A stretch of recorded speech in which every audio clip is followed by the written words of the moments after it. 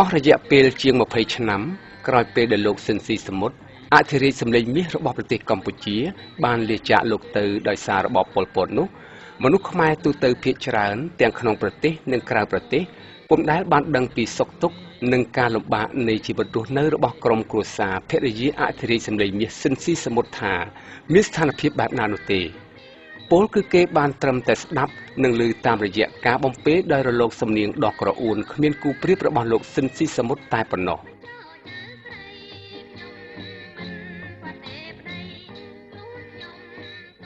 ដូច្នេះក្នុងខណៈនេះតំណាងឲ្យក្រុមការងារប្រតិកម្មមាតុភូមិខ្ញុំបាទអ្នកធ្វើអត្ថាធិប្បាយសូមគោរពនាំខ្សែចក្ខុនិងអារម្មណ៍ទស្សនិកជនទាំងអស់ទៅជួបជាមួយនឹងការបង្ហាញខ្លះៗពីសំណាក់ភរិយាអធិរាជសម្លេងមាសស៊ិនស៊ីសមុទ្រដែលបច្ចុប្បន្នកំពុងរស់នៅក្នុងទឹកដីនៃភូមិស្ពានថ្មឃុំស្ពានថ្មស្រុកស្ទឹងត្រែងទីរួមខេត្តស្ទឹងត្រែងដូចតទៅបាទឥឡូវនេះក្រុមការងាររបស់ផលិតកម្មមាតុភូមិយើងខ្ញុំបានធ្វើដំណើរចូលមកដល់ក្នុងបរិវេណផ្ទះរបស់លោកយាយខាវថងញុតដែលជាភរិយារបស់លោកស៊ិនស៊ីសមុទ្រហើយជំរាបសួរលោកយាយចាជំរាបសួរចាបាទខ្ញុំសូមជំរាបសួរបងប្អូនដែលនៅក្រៅប្រទេសដែលអ្នកដែលធ្លាប់ស្គាល់គ្នាខ្លះហើយខ្លះខ្ញុំសូមជំរាបសួរមានការនឹករលឹកមកបងប្អូនយើងទាំងអស់គ្នាខ្ញុំឈ្មោះខាវថងញុតជាភរិយារបស់លោកស៊ិនស៊ីសមុទ្រចាហើយសម្ងាយនេះលោកយាយមានអាយុប្រហែលឆ្នាំទៅហើយដែរលោកយាយខ្ញុំ66ឆ្នាំហើយចាអញ្ចឹងខ្ញុំចង់សូមជំរាបសួរលោកយាយថាសម្ងាយលោកយាយរស់នៅក្នុងទីរួមខេត្តស្ទឹងត្រែងនេះក្នុងភូមិអ្វីនៅស្រុកអ្វីដែរលោកយាយភូមិនេះហៅថាស្ពានថ្មចាភូមិស្ពានថ្មចាភូមិស្ពានថ្មឃុំស្ពានថ្មចាឃុំស្ពានថ្មអញ្ចឹងហើយស្រុកស្ទឹងត្រែងនៅក្នុងស្រុកស្ទឹងត្រែងខេត្តស្ទឹងត្រែងហើយសប្តាហ៍នេះលោកយាយនៅសល់កូនចៅប្រហែលអ្នកដែរលោកយាយនៅសល់2នាក់ចាស៊ីនច័ន្ទឆាយាហើយកូនស្រីនេះមួយចាស៊ីនយុត្តនាហើយតាំងពីដើមមកដែលលោកយាយបានរៀបអាពាហ៍ពិពាហ៍ជាមួយលោកតាស៊ិនស៊ីសមុទ្រដែលជាអធិរាជសម្លេងមាសនឹងមកគឺថាមានកូនចៅប្រហែលអ្នកស្រុកទាំងអស់4នាក់ចាស្លាប់កាបងប្រុសប្រហែលស្រីប្រហែលលោកយាយប្រុស3ស្រី1ចាប៉ុន្តែបានកូនលោកយាយបានស្លាប់អស់2នាក់ទៅហើយចាស្លាប់2នាក់ប្រុស2បាទអញ្ចឹងខ្ញុំសូមជំរាបសួរបន្ថែមទៀតថាតើសប្តាហ៍នេះលោកយាយមានប្រកបមុខរបរអីដែរទេកាលពីនៅក្មេងចេះតែលក់នេះលក់នោះទិញទួយដល់ឥឡូវចាស់ហើយអត់បានលក់អីផងចាអញ្ចឹងលោកយាយអត់មានបានប្រកបរបរចាអត់បានទេចាអញ្ចឹងហើយសប្តាហ៍នេះលោកយាយក្នុងអាយុច្រើនទៅហើយ60ឆ្នាំជាងទៅហើយបាទអញ្ចឹងតើសុខភាពរបស់លោកយាយនេះតែចាប់តាំងពីដែលបានបែកគ្នាជាមួយនឹងលោកតាស៊ិនស៊ីសមុទ្រទៅនោះតើលោកយាយមានសុខភាពយ៉ាងម៉េចដែរបច្ចុប្បន្ននេះបច្ចុប្បន្ននេះគឺថាវាមានតែជំងឺលើសឈាមចាលើសឈាមហើយបេះដូងធ្វើទុកបាទចាអញ្ចឹងខ្ញុំបានឮថាលោកយាយបច្ចុប្បន្ននេះអត់បានប្រកបមុខរបរអីទេអញ្ចឹងក្នុងជីវភាពរស់នៅបច្ចុប្បន្ននេះបានន័យថាប្រហែលជាលោកយាយមានការលំបាកខ្លាំងណាស់ដែរមើលទៅចាមានការលំបាកច្រើនដែរព្រោះអីមានកូនស្រីជាមួយនឹងម្នាក់ហើយឆាយានៅពេញហើយពួកអីក៏ចិញ្ចឹមចៅផងតម្រាំបានរៀនបានអីចាបច្ចុប្បន្នមានចៅប្រហែលអ្នកដែរដែលនៅបន្ទប់មានចៅ3នាក់ស្រី2នាក់ប្រុសម្នាក់เป็นម្នាក់បានចេញធ្វើគ្រូអ្នកគ្រូហើយចាគាត់ជួយទប់ជាចាគាត់បានទប់ខ្លះអញ្ចឹងខ្ញុំចង់សូមប្រសាសន៍លោកយាយបន្ថែមទៀតថាជាមួយនឹងការលំបាកក្នុងជីវភាពបច្ចុប្បន្ននេះ